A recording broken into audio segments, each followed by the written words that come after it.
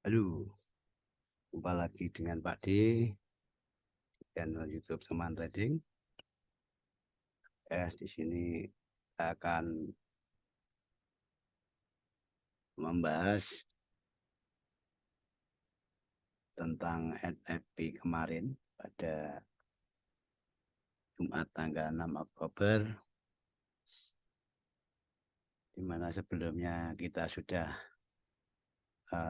berbagi di channel kami, channel Castle Edukasi,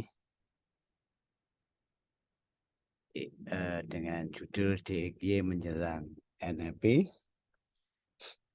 Sini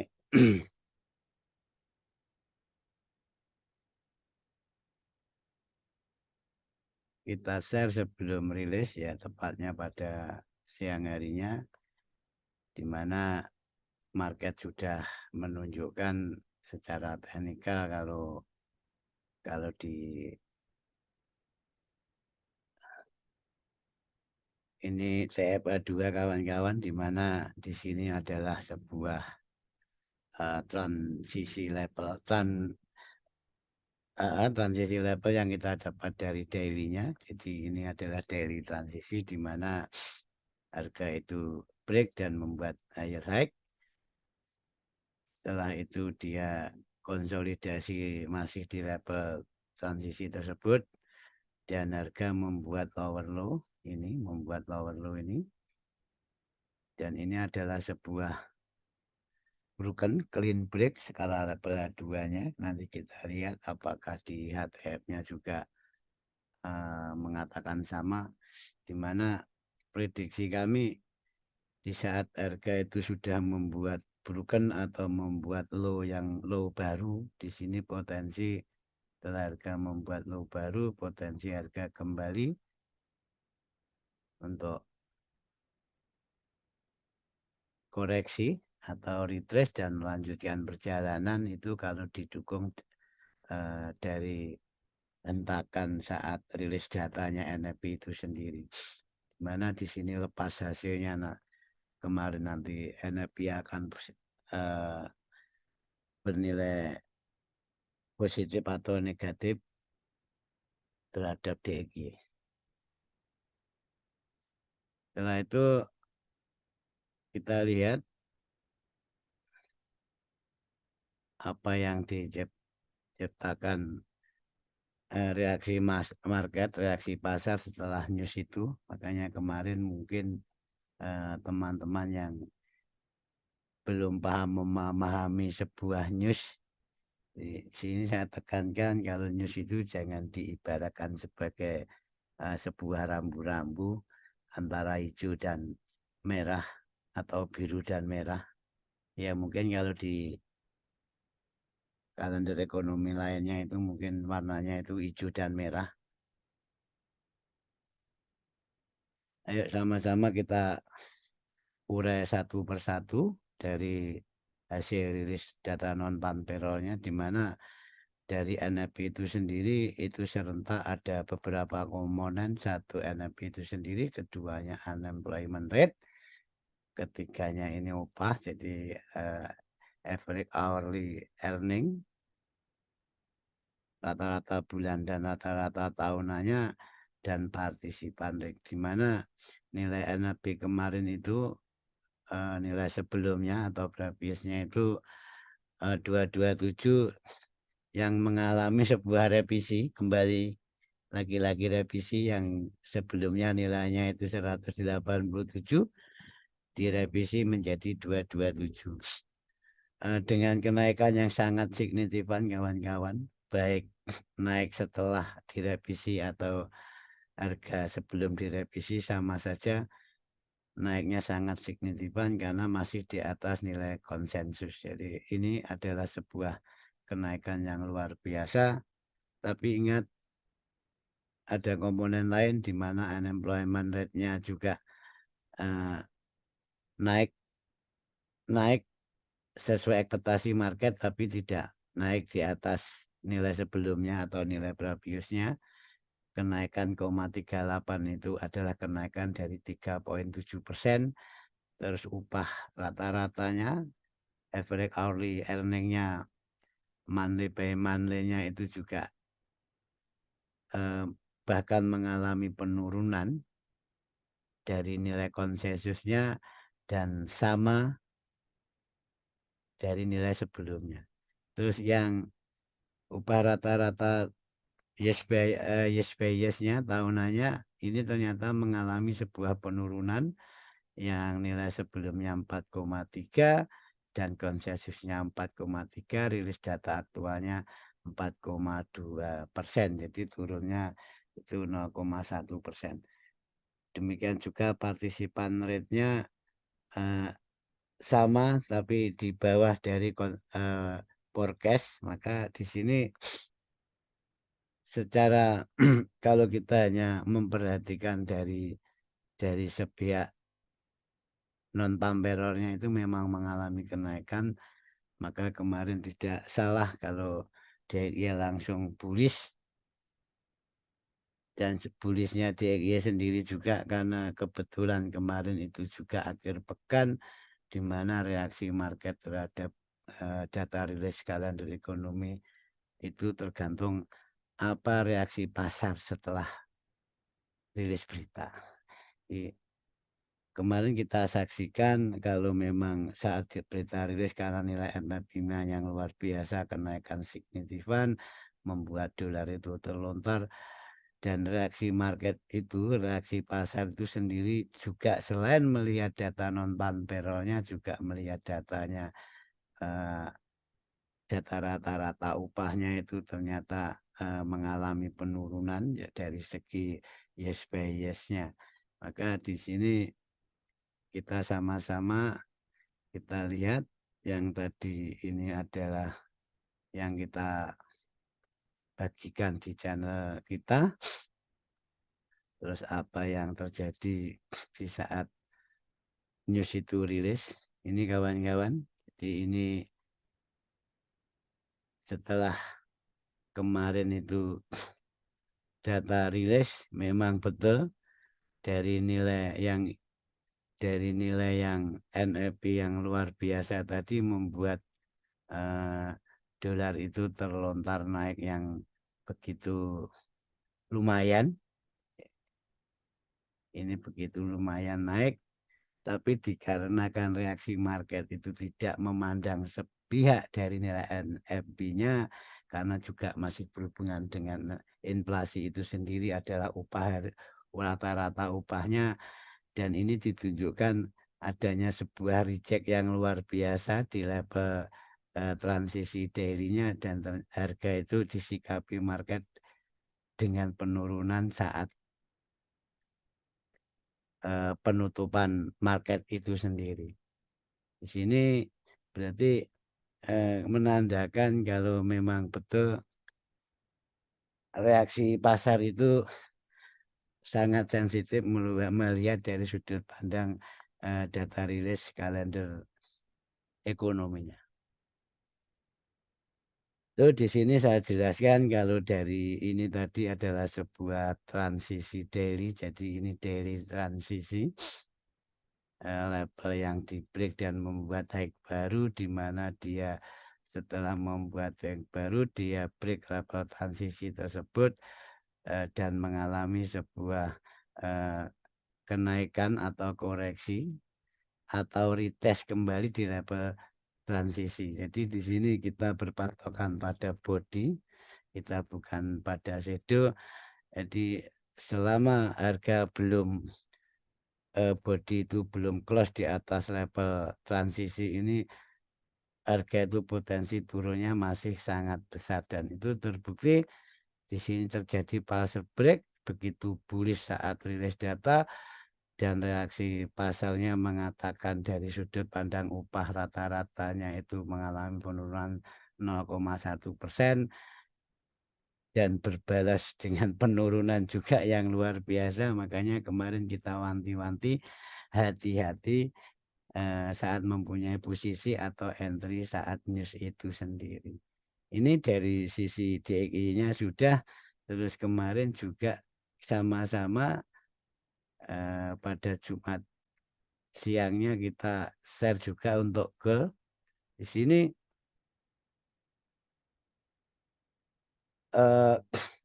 goal juga kami terangkan kalau menjelang NFP tadi dari segi komponennya baik NFP, upah rata-ratanya, average hourly-nya, participant rate, unemployment rate, dan lain-lainnya, semua komponen itu kalau homogen positif itu goal akan turun, di mana sebaliknya kalau homogen rata-rata linear negatif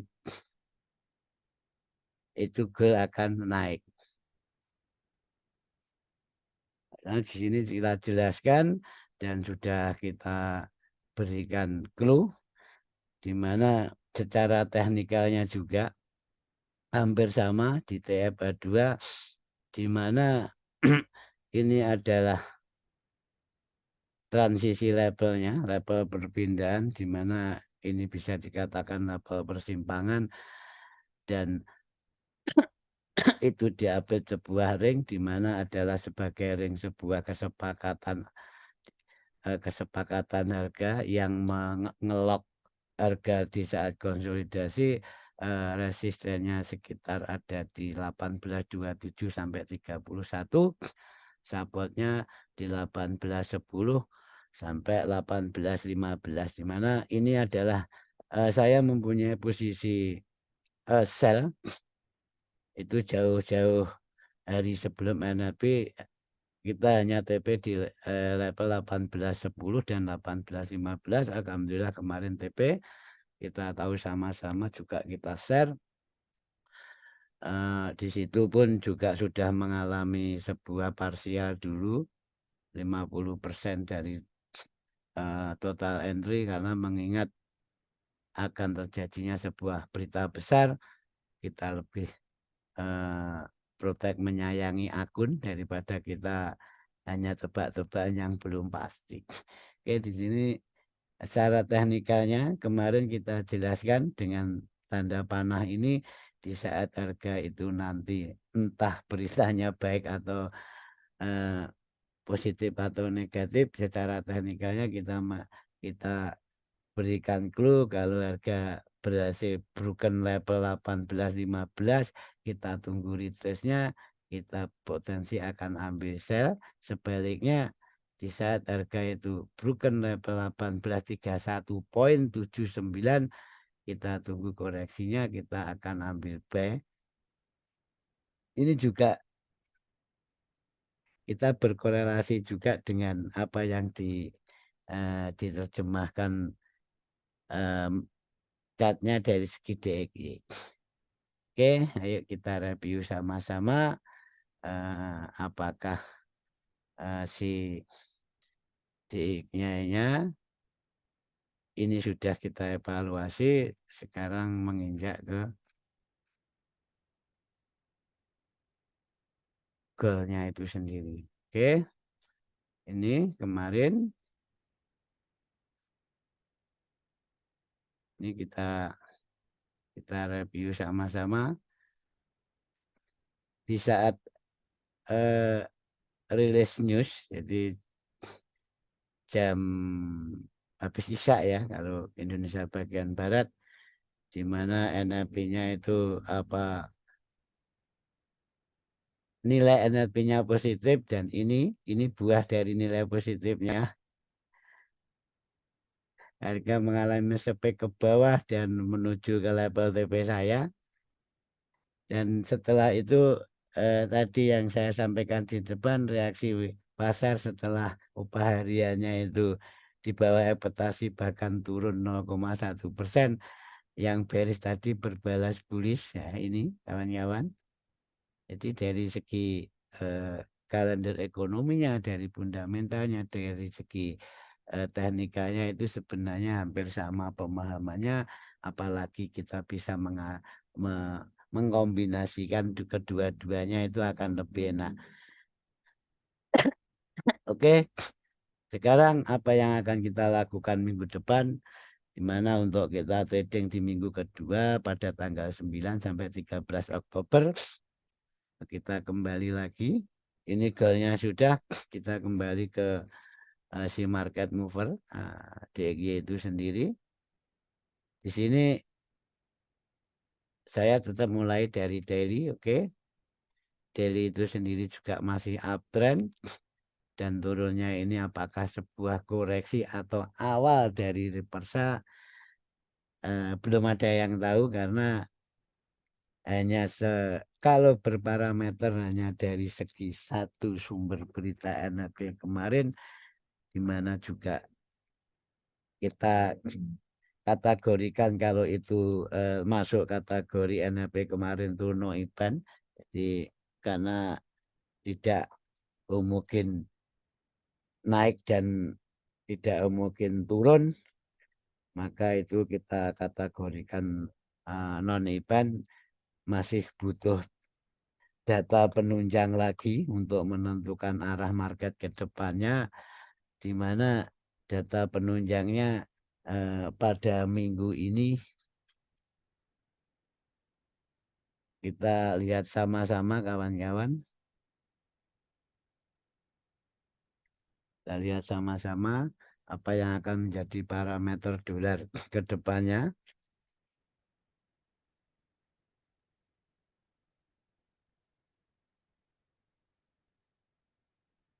Oke, kita lihat sama-sama. Kita nanti untuk minggu kedua 9 sampai 13 pada hari Seninnya juga belum ada berita yang market movernya, belum ada berita, hanya sepik-sepik dari Logan dan Bar. Jadi ini anggota PET kawan-kawan, ini cepat naik, ya tetap menggerakkan harga tapi enggak begitu. Terus kita fokus nanti pada data-data yang berhubungan dengan NFP ya. Kenapa ya? Ini yang akan dipantau oleh PET itu sendiri. Jadi di sini nanti PPI pada setengah 8 Indonesia bagian Barat itu pada Rabu. Setelah Rabu itu dari segi PPI-nya, sekarang pada Kamisnya ini yang sangat krusial kawan-kawan. Jadi kalau parameternya kita masih menunggu NFP sudah kemarin dan kita tahu hasilnya, keduanya PPI, dan yang terakhir ini yang sangat ditunggu adalah dari core inflasinya itu sendiri, dari data inflasinya, di mana nanti di sini saya sendiri nggak pernah berspekulasi ini akan naik atau turun. Yang penting kalau menyikapi aktual itu ya setelah rilis saja, di mana hasil rilisnya nanti selama harga itu di atas previousnya, di atas nilai sebenarnya, dan di sini dolar akan menguat. Sebaliknya kalau nilai aktualnya di bawah nilai sebelumnya, bahkan di bawah nilai konsensusnya, di situ dolar akan bearish, akan melemah. Dan mungkin ini akan menjadi apa itu daya dukung kita, karena dari segi NHB-nya sudah kita pegang tadi. Terus dari segi ini inflasi rate-nya nanti yang berhubungan dengan inflasi semua di sana tadi konsumennya, di mana di sini saya jelaskan kalau upah hariannya menurun berarti yang CPI ini berhubungan dengan belanja konsumen. Kalau memang ini nanti terjadi sebuah penurunan, maka di situ menjadi alasan dolar untuk melemah untuk kedepannya. Oke, itu sekarang dari segi teknikalnya, dari chartnya sendiri, coba kita akan analisa sama-sama di mana dolar nanti kalau melemah level pentingnya mana, level targetnya mana. Sebaliknya saat dolar itu nanti menguat, untuk targetnya mana dan level pentingnya mana.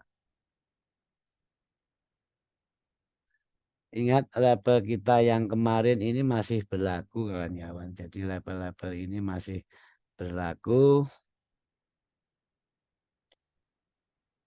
karena dari segi close marketnya kemarin juga sudah jelas kalau dolar itu close di bawah level breaknya. Jadi level breaknya ini,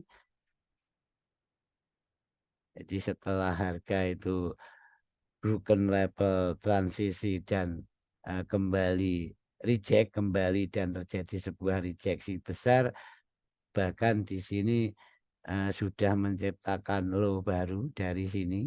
Oke, ini sangat kelihatan sekali, di mana di bawahnya adalah level parameter kita, level support resisten dari daily-nya ini akan menjadi target penurunannya. Oke, di sini kita eh, kita sudah mendapat sebuah gambaran kalau ini adalah sebuah supportnya yang sebagai level validasi. Jadi ini validasinya kalau DXY itu akan turun dari sebuah sentimen atau tren yang bullish ini. Dolar dikatakan ada angin reversal kalau dia membuat low baru di bawah sebuah low ini yang konteksnya adalah sebuah swing low-nya. Di sini gambaran saya sendiri, di gambaran saya sendiri saya tetap kunci parameter ini sebagai target, di mana ini adalah sebuah broken yang sangat clean. Jadi potensinya nanti harga ini satu itu harga masih bisa turun ke sini, bisa turun ke sini, apalagi membuat lower low ini angin ke bawah itu sangat besar, apalagi ditunjang dari nilai-nilai PPI atau nilai CPI-nya itu negatif untuk dolar. Ini penurunan ini targetnya sampai di level gap ini yang kuning ini, maksimal bisa ke sampai Monday open dan berikutnya di level 104. Di gambaran saya nanti pertama, kalau dia masih mau koreksi, potensi koreksi di level-level dua level ini, jadi di bawah itu adalah level breaknya, di atas itu level transisinya itu masih berlaku. Kalau dia memang akan koreksi sekali lagi, di mana di sini adalah pola head and shoulder. Kalau di TF kecil harga bisa naik dulu baru turun ke level target, dan bila mana level target ini diberikan kawan-kawan, tidak menutup kemungkinan dolar akan meneruskan perjalanan di level 105. Oke, di sini apalagi ditunjang oleh data PPI dan CPI-nya yang negatif. Itu opsi pertama. Terus opsi keduanya, nanti kalau dia kalau dia tidak koreksi bahkan membuat low baru, low dari sebuah validasi ini, kita tetap tunggu, di level koreksinya. Levelnya awal di sini, dan kalau harga terbaik memang di sini atau di atas itu. Kita tetap tunggu, sama targetnya tetap di level 105. Dan untuk level transisi itu sendiri, kalau kita nanti memang dia mau retest ke situ, kita tetap akan sell di sono dengan target ini maksimal adalah level low-nya ini. Oke, begitu. Ini dengan catatan kalau nanti PPI dan CPI-nya itu aktualnya itu negatif untuk dolar. Demikian juga sebaliknya, Kalau nanti nilainya positif, kita kunci level transisi daily-nya ini transisi daily kawan-kawan ya. Dan di sini adalah sebuah resisten, di atasnya juga resisten. Jadi nanti seperti outlook yang kemarin, di saat harga nanti bisa berhasil membuat high baru, di high baru atau broken level resisten ini, jadi level support become resisten, kita fungsikan level transisi ini untuk level B dengan target di 107. Jadi target kita selalu di round number kawan-kawan. Di sini dengan asumsi apa? Dengan asumsi kalau rilis datanya nanti baik PPI atau CPI itu positif untuk DXY. Oke, kira-kira itu saya rasa sangat jelas. Dan sekarang apa yang kita lakukan dengan di mana kita sudah menganalisa secara fundamentalnya dan teknikalnya di sisi market movernya, di sisi DXY-nya. Sekarang ini yang merupakan pair favorit. Yang tadi di depan sudah kita jelaskan, ini memang videonya agak panjang kawan-kawan karena ini adalah weekly analysis. Dan insya Allah outlook kita itu masih relevan untuk 1 minggu ke depan. Dan nanti kita update di channel kita, Castle Edukasi, salah satu channel teman tradingnya, trading bila mana memang ada level-level baru, di mana ada berita susulan atau memang ada perubahan sentimen, nanti kita update up level itu supaya kerelevannya itu masih bisa kita ikuti. Oke, pertama seperti biasa kita ke TF Daily kawan-kawan, di mana harga kemarin setelah mengalami penurunan yang yang berhari-hari di saat tutupan market dengan NFP-nya itu gold ditutup dengan bullish dan close candle-nya itu close di atas level penting yaitu level tahun 2022 di level 1929 ini. Di sini secara tidak langsung dari sudut pandang sepihak teknikal memang gold itu ke minggu depannya itu potensi naiknya itu masih ada. Oke, sekarang apa yang kita tangkap ini adalah swing yang sudah jelas. Ini high dan ini low-nya, dan di sini adalah ada swing minor. Lebih tepatnya adalah ini adalah swing daily kawan-kawan ya. Swing daily di saat harga di saat tren turun kenaikannya itu merupakan sebuah level apa itu sebuah koreksi di mana akan kita tangkap level-level toleransi koreksinya baik secara mayor dan minornya. Oke, kita mulai dari HTF-nya, kita mulai dari daily-nya, kita akan tangkap level toleransi koreksinya dengan Bibo retracement. Ini adalah gabungan Bibo kawan-kawan. Ini gabungan Bibo yang dimiliki Castle, di mana secara mayornya level-level koreksi skala daily-nya ini satu di sini.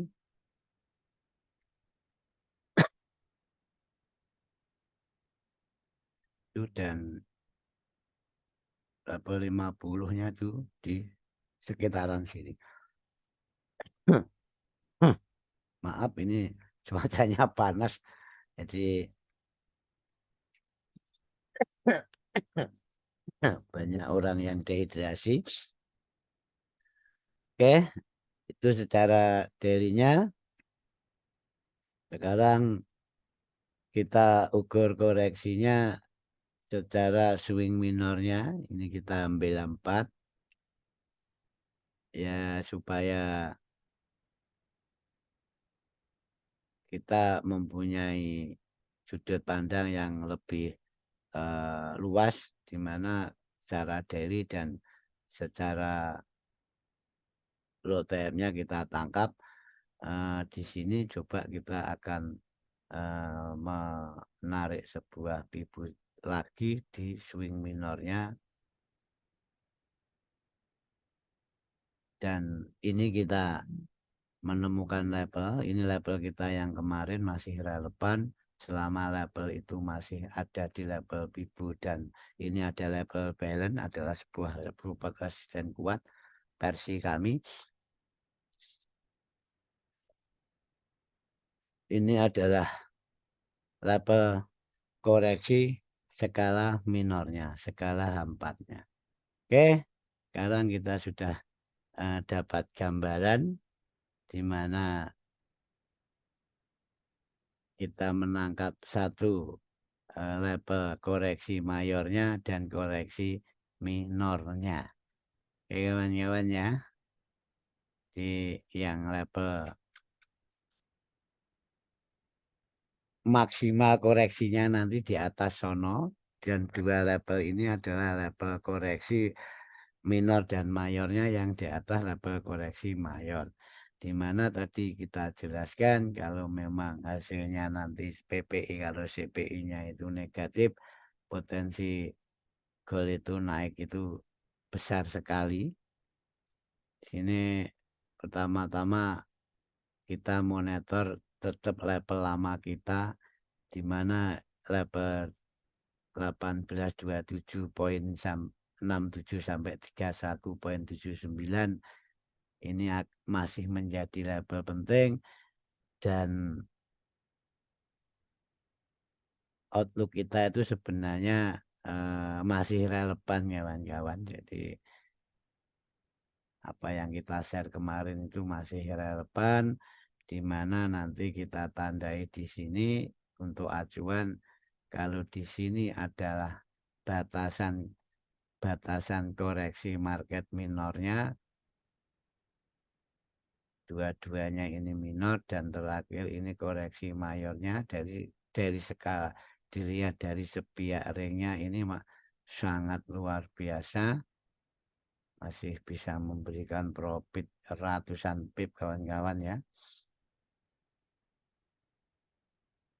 Oke, ini kita jelaskan nanti apa yang akan kita lakukan dan apa yang akan kita tunggu.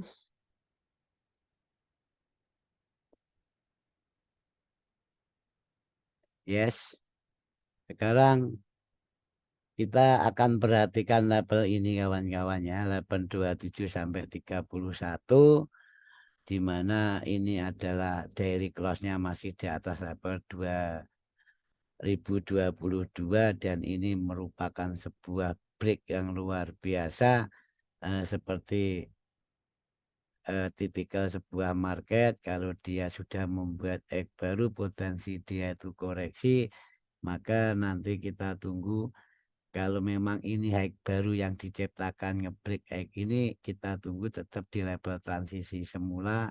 Kita tunggu market ini untuk turun, retest, dan kita ambil B di level target, di mana targetnya ini masih menjadi level toleransinya kenaikannya sebuah koreksi di swing minornya. Oke, itu kita ganti putih saja, dan nanti bila mana level apa itu, ini kita tarik ke sana dulu saja biar diwakili level 1829. Ini kita turunkan TF. Jadi kita Jadi kita juga ada opsi kawan-kawan untuk pengambilan sebuah entry kalau market itu tidak retest. Di sini kita bisa melihat kalau ini adalah sebuah high, di mana kalau level itu nanti di broken dan harga membuat high baru, ini dengan asumsi market itu tidak koreksi dalam, maka kita akan jadikan label itu adalah label sebuah apa? Sebuah konfirmasi. Jadi nanti saya tunggu dia membuat egg baru sekali lagi, membuat egg baru ini di TFM 30. Kita tunggu koreksinya di label ini atau label tahunannya ini. Ini baru kita ambil B ke sana. Itu kira-kira. Jadi antara ini satu opsi koreksi dan keduanya opsi tidak koreksi dengan karakter market membuat X baru di minor TF-nya. Ini makanya fungsi sebuah konfirmasi itu penting.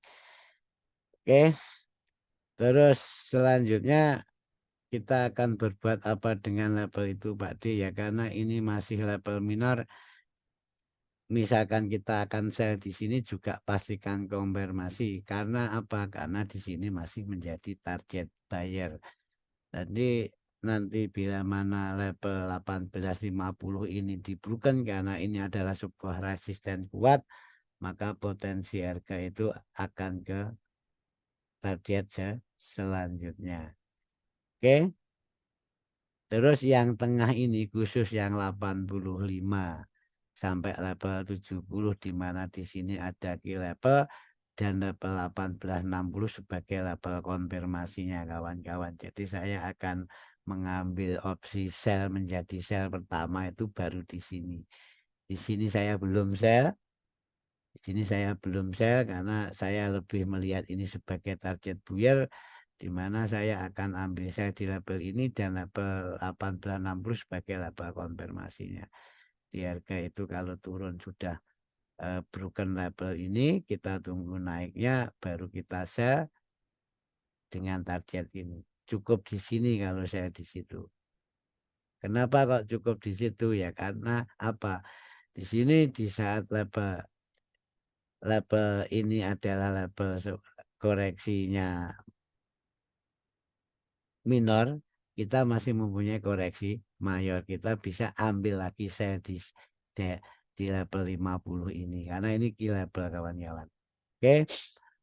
Terus demikian juga untuk level di atas sana itu memang tadi sudah kita jelaskan di depan kalau ini memang level maksimal sebuah koreksi mayornya, kita ambil sell di sana dengan target awalnya itu di sini.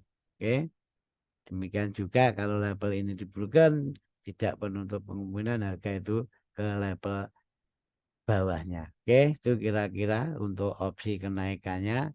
Jadi saya ulangi lagi pelan-pelan, saya tidak akan ambil sell awal di sini. Saya memposisikan sell pertama di level 1865 dan 1895 sampai 1900, di mana di sini adalah maksimal koreksi dari swing daily-nya, dari mayornya. Oke, dua-duanya ini level penting, baik secara HTF ataupun LTF kawan-kawan. Oke, gitu. Terus untuk di sini dengan catatan kalau PPI dan CPI-nya dolar nanti terrilisnya itu negatif, di mana dolar akan melemah, gold akan menguat. Oke, sekarang kalau kita bicara gold sebenarnya kawan-kawan ya, gold itu memang beda sebenarnya. Jadi bukan berarti selalu berkorelasi dengan DXY, di mana gold itu ingat yang sering saya katakan, gold itu mempunyai supply and demand sendiri.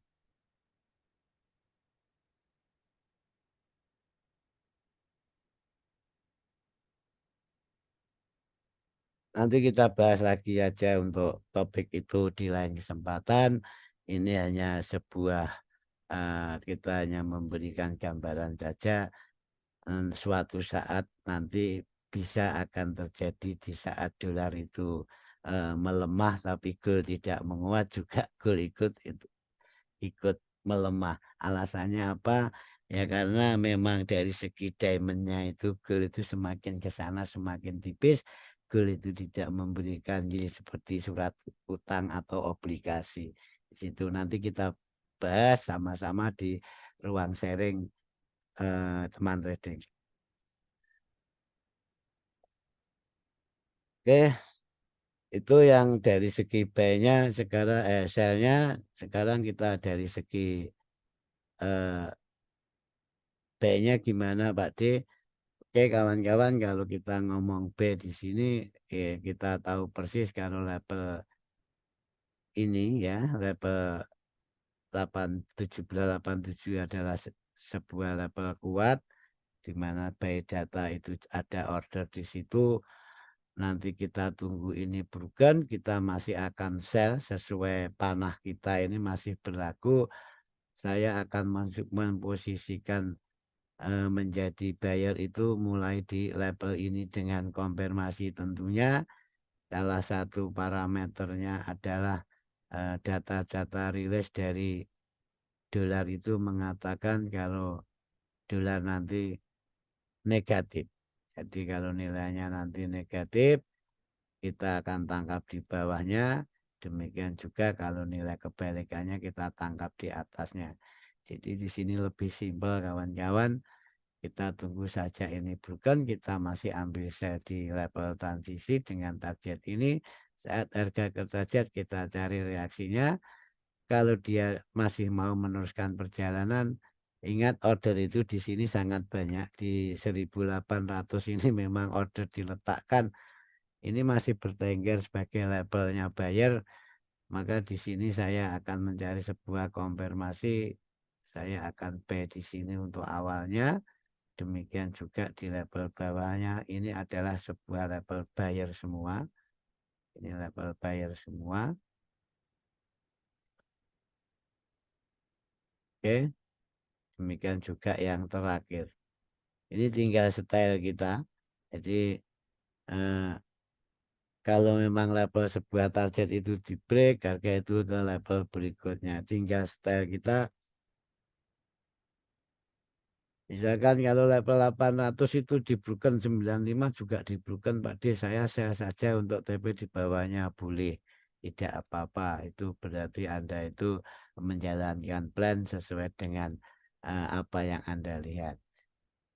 Tapi kan lebih bijaknya sebagai seorang pedagang di sini mau nggak mau dikatakan adalah sebagai level-level buy yang sangat bijak di mana kita beli di harga yang murah. Itu kira-kira dari Pak D dan di sini kita cuplik apakah kemarin itu penurunannya backoutnya ini ditangkap dengan Bibo Castle-nya baik yang DXY ataupun goalnya Pak D. Ayo kita lihat sama-sama memang kemarin itu luar biasa terjadinya sebuah uh, sepik atas sepik bawah dan coba kita akan menangkap ini apakah ini memang betul-betul bisa ditangkap dengan level bibu kita level backout kita. Pertama kita kenali dulu hack yang di broken itu ini kawan-kawan ini adalah hack yang di broken.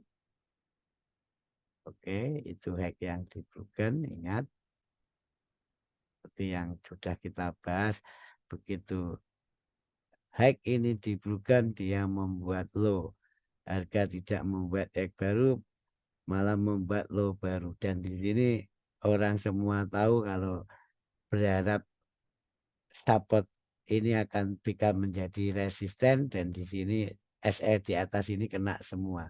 Ini pure backout kawan-kawan.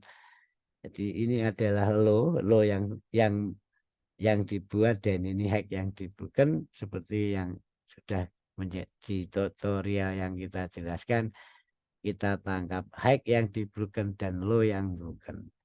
Ini baru kita tarik secara Fibo manipulasi kita. Oke, ini adalah lab ruang breakout pertama. Oke, harga ada di ruang breakout pertama dan di situ terjadi sebuah rejeksi sampai tutupan market dan memberikan pip yang luar biasa. Ini ruang breakout 1. Oke. Dengan target mana? Seperti biasa target di sini. Jadi secara penurunannya breakout itu harga itu belum target. Oke.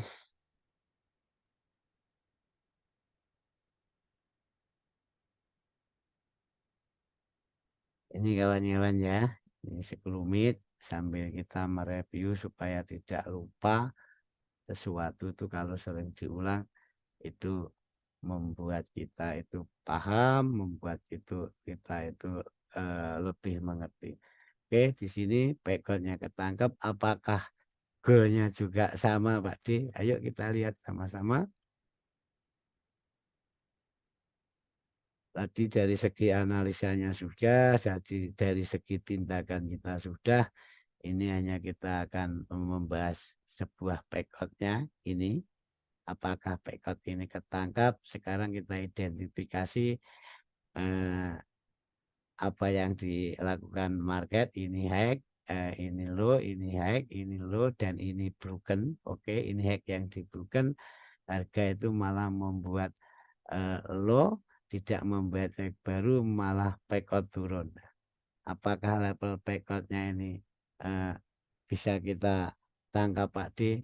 Oke, sekarang kita identifikasi lagi di mana high yang di broken dan di mana low yang broken. Oke, kita tarik, kita tangkap. Ini adalah low yang broken dan kita tarik ke ujung high yang di broken. Oke, kawan-kawan, seperti DG tadi, ini adalah ruang breakout 1 terekam dengan manisnya oleh Bibu kita. Oke, di sini adalah ruang breakout 1. Apakah harga sudah target? Di mana dolar tadi belum target? Kalau dari segi goalnya ini sudah target, ini target satunya, dan di sini adalah target 2-nya. Maka dari banyak kombinasi teknik yang baik teknikal, baik fundamental, dan baik dari segi Fibo, memang label ini tidak bisa dipungkiri masih menjadi label target sebuah kenaikan. Oke, itu kira-kira kita biasakan menganalisa lebih awal di saat market ini berhenti supaya psikologi kita itu juga terjaga. Dan ingat, kebenaran sebuah analisa itu tidak mutlak, tapi lebih baik kita salah melakukan analisa daripada kita itu salah rugi tapi entry kita ngawur. Itu semoga bermanfaat. Jumpa lagi dengan Pak D dengan weekly analisis berikutnya ataupun dengan forecast intraday dalam minggu ini. Itu selamat istirahat, tetap semangat. Wassalamualaikum warahmatullahi wabarakatuh.